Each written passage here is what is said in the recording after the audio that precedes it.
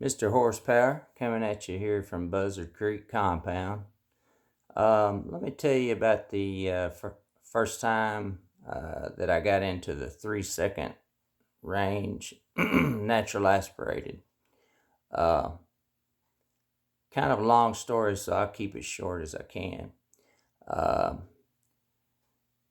I got some friends that race Pikes Peak, and they uh, they know Bill Elliott's brother, Ernie Elliott, the engine builder, the NASCAR engine builder. So me and another friend uh, was going to meet them at Ernie Elliott's shop down in Georgia, and so we fly in. He's got an airstrip there out in the middle of the woods in northern Georgia, and we flew in and met up with them. And my friends from Woodland Park, Colorado, that race Pikes Peak, they were picking up some NASCAR cylinder heads. And what Ernie would do is he would take, say, a 2 or 3 year old cylinder head, which would be down, say, 10 horsepower to his most modern stuff, and he would sell them to select people that he trusted. And so we picked up some cylinder heads from Ernie, and my friends from Woodland Park picked up some too. And so we wind up with these cylinder heads, and we were looking at them, and they got this really strange looking valve job, and I really can't explain it to this day. It doesn't look right. It doesn't look like it should work. Only way I can explain it is the port runs into the valve job, kind of like on an angle. It just looks all wrong. But obviously, Ernie and Bill was winning a lot of races at that time. And then not long after that, I was at a swap meet with my friend that I flew into Ernie's with. We was at a race and they had a swap meet there. And we found an old set of Boss 429 Hallman and Moody NASCAR cylinder heads. And they had the Ford casting number on them with an X at the end, which meant experimental. And those heads, a Boss 429 head has a gigantic round port. And kind of the same as a DS650 head if you really hog it open. But these heads had the floor casted, filled in, and it kind of looked like a D laying on its side.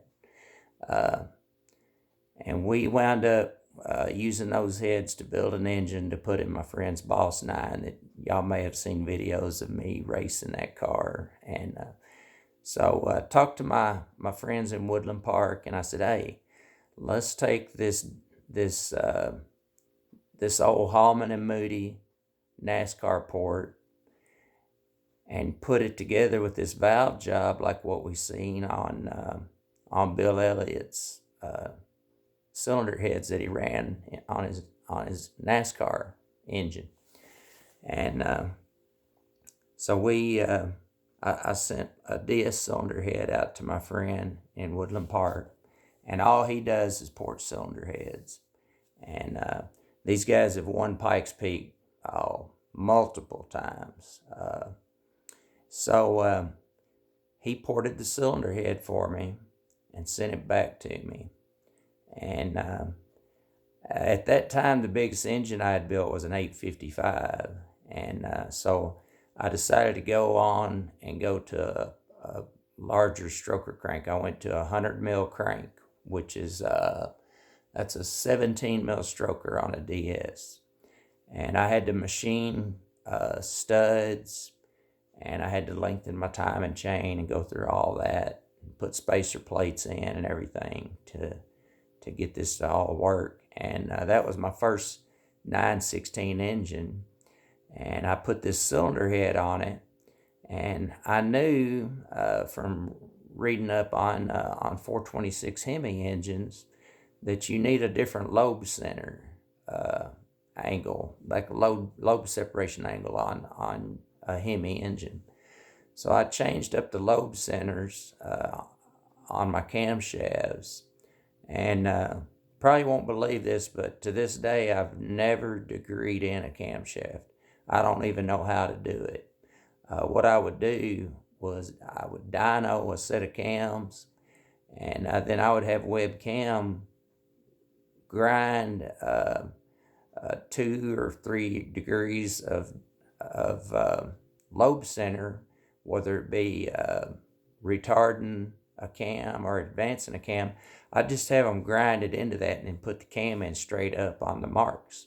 So I've never degreed a camshaft in. I just kept changing my lobe centers around as they would grind them and come up with a combo that worked pretty good. So all that put together, got that engine on the dyno, and it made 102 horsepower. As far as I know, that was the first engine that broke 100 horsepower natural aspirated. And at the time, we was running Q16 race gas. And so we went to Planet Sand in 2010, and I run a 388 on my first pass. And that was in my rigid frame.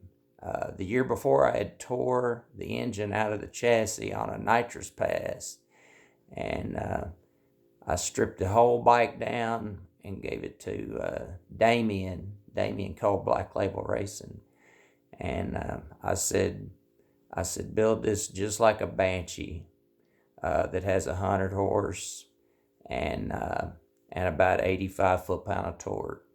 And I said, you just do your thing. I won't tell you what to do. And so he built the chassis, and I went and picked it up, got it all together, and we showed up at Planet Sand in 2010. And like I said, I run a 388 on my first pass, and I wound up winning that race, and wound up, I think my fastest pass was a 382. We'll stop there for now, and I'll get over into the stock frame stuff, getting in the threes later on.